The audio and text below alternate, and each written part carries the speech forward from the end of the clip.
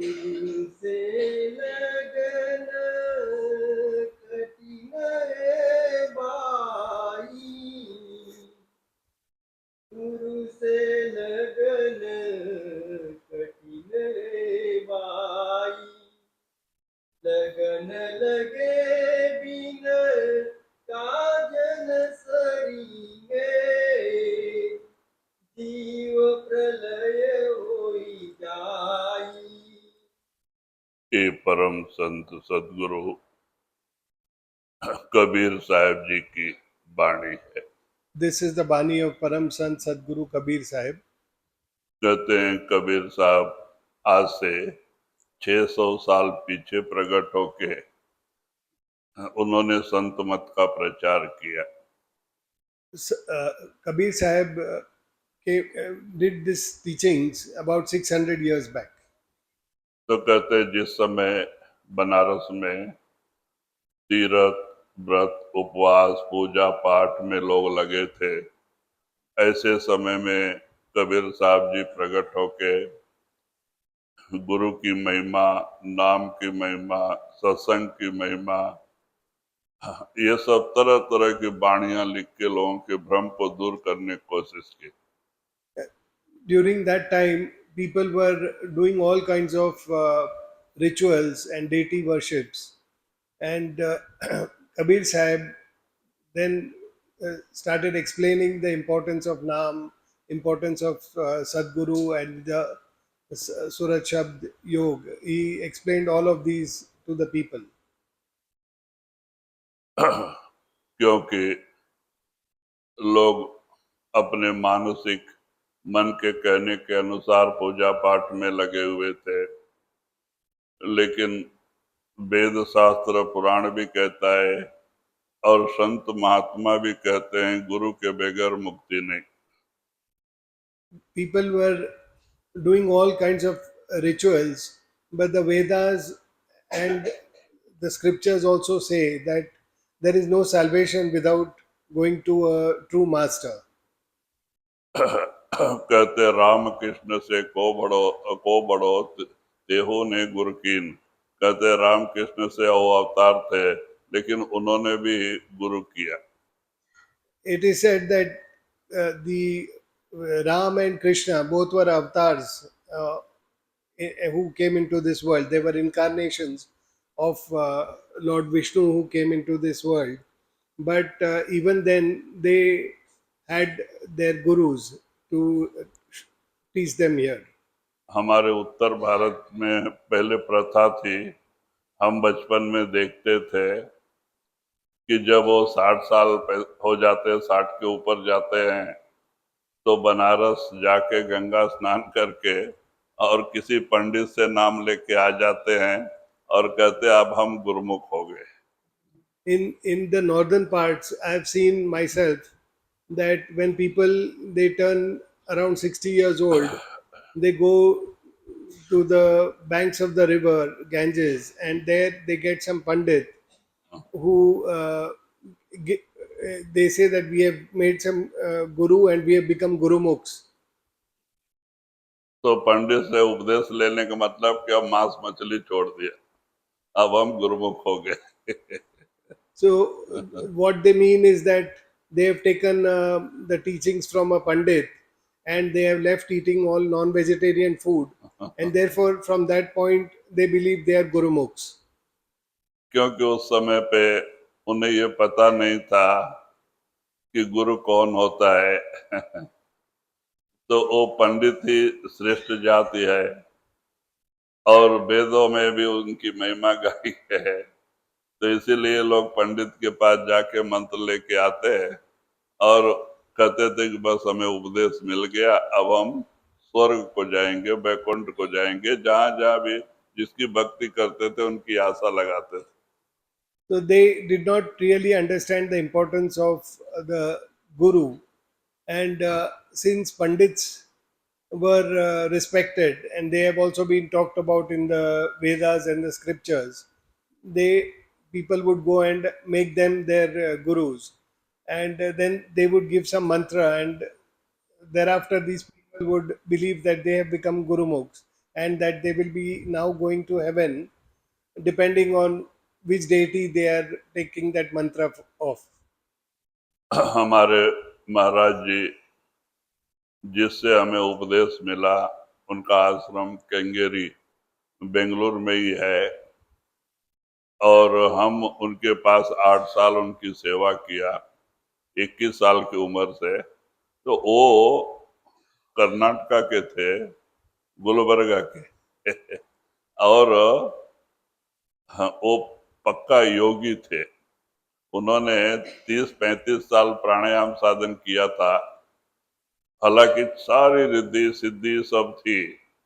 जब प्राणायाम स्टार्ट किए 2 साल में ही बॉम्बे में समुद्र के किनारे मुर्दा को जिलाया था, और महाराष्ट्र में बिदाल में बरसात नहीं, 3 साल से तो बरसात गिराया था। ये सब कर सकते हैं, लेकिन मन बस में नहीं, शांति नहीं। तो महाराज ने क्या किया कि और भी कोई पूरा गुरु मिले, तो हिमालय 3 साल पूरा छान मारा। तो जो मिलते हैं यही रिद्धि सिद्धि वाले, और स्टेज इनसे भी कम, ये तो ब्रह्म तक पहुंचे हुए थे और इनके स्टेज से भी कम। तो ऐसा दौड़ते दौड़ते जब ब्यास स्टेशन के पास गए, सावन सिंह महाराज जी के बारे में पता चला। तो जब आप कोई टीचर, हाँ, उन्होंने प्रार्थना किया कि आप बहुत सारे महात्मा देखे होंगे, एक सावन सिंह महाराज जी के पास जाओ, उनका भी दर्शन करके जाओ। बड़ा लंबा हो जाएगा। नहीं, नहीं, ठीक है। So I have my master. He had his ashram in Kengeri, and I stayed there for nearly 8 years. I took initiation from him, and I was in the ashram doing seva for nearly 8 years.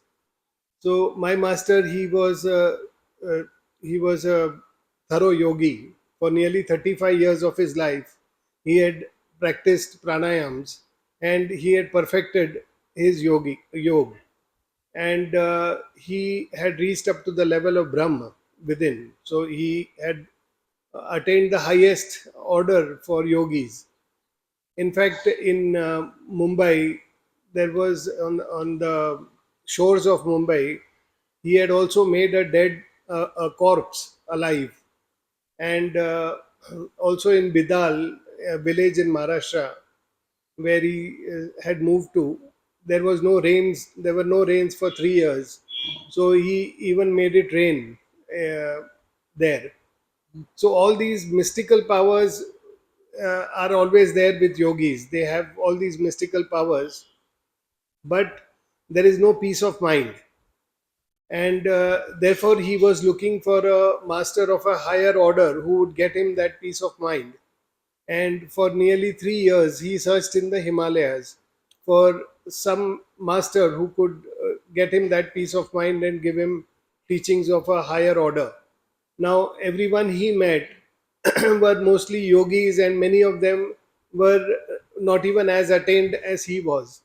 So he roamed the length and breadth of the Himalayas and he did not find anyone. Then eventually, when he came to Bias in search, he happened to meet one teacher. And when the teacher heard about his search for the master, he told him that since you have come to Bias, why don't you also go and meet Savansinghji Maharaj? And then he went to meet Savansinghji Maharaj. तो कहते हैं जब महाराज सावन सिंह महाराज जी का सत्संग सुना, तो कहते हैं जो संस्कारी आत्माएं होती हैं, पहले कुछ भक्ति करके आई हुई होती हैं, तो वो उनके दिल में बाण जैसे चुभते गए उनका वाक्य, और उनके बहुत सारे प्रश्न का जवाब मिला, और फिर आप वहीं रह गए। और जो, क्योंकि वो गोरखनाथ पंथ में योगी थे, लंगोटी पे विभूति रमा के कमंडल त्रिशूल लेके घूमते थे, तो उन्होंने कमंडल त्रिशूल रख दिया, सफेद कपड़ा पहन के सेवा में जाने लगे, खेतों में सेवा में जाने लगे।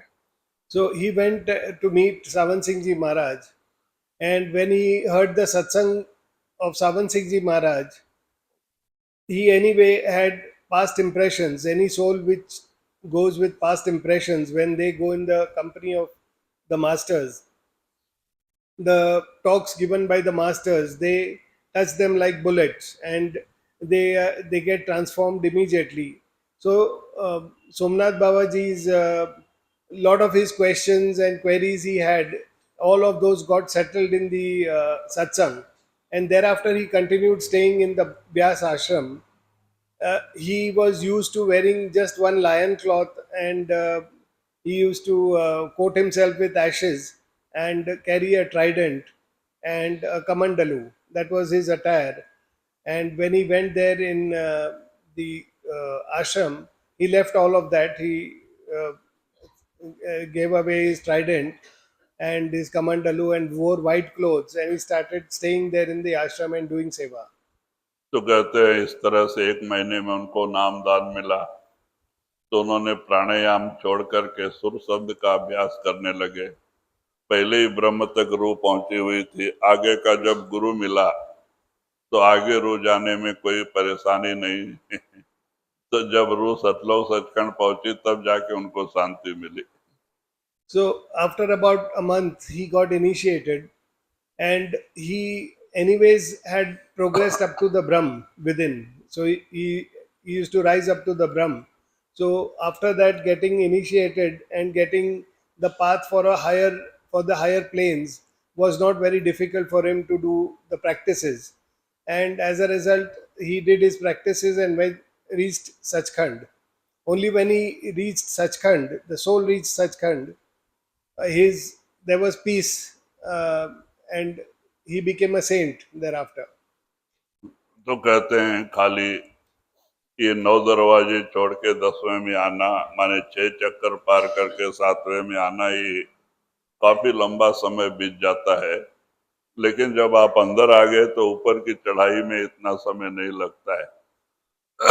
तो कहते हैं इस तरह से आपकी रोज चढ़ाई करने में कोई देरी ना लगी, और बाद में आप 7 साल सेवा में रह गए।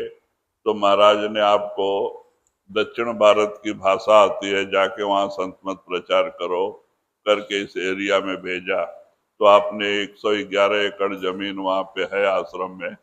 तो हम लोग खेती का ही काम करते थे, और सुबह शाम सत्संग और दर्शन भजन चलता था। तो उनका कहने का मतलब कि भाई मेहनत की कमाई करके खाओ और भजन बंदगी करो, जो आता है उसको खिलाओ, किसी के आगे हाथ मत फैलाओ। So, in order to, when we do our meditations, it takes us time to leave these 9 doors and come to the 10th door, or cross these 6 chakras and come to the seventh. That is what takes a long time. But once you have opened your third eye or come to the seventh chakra, then going further doesn't take too long. So he had anyways reached Brahm. So for him to then do further meditations and go within did not take time. He continued to do seva for nearly 7 years in the ashram. And after that, Savant Singh knew the language of the southern parts of India. He was told to come in Karnataka and set up his ashram. So he set up the ashram here at Kengeri, which is about 111 acres. And there we all used to do seva. We used to do agriculture, and we used to do our farming, do our bhajan simran, and the ashram was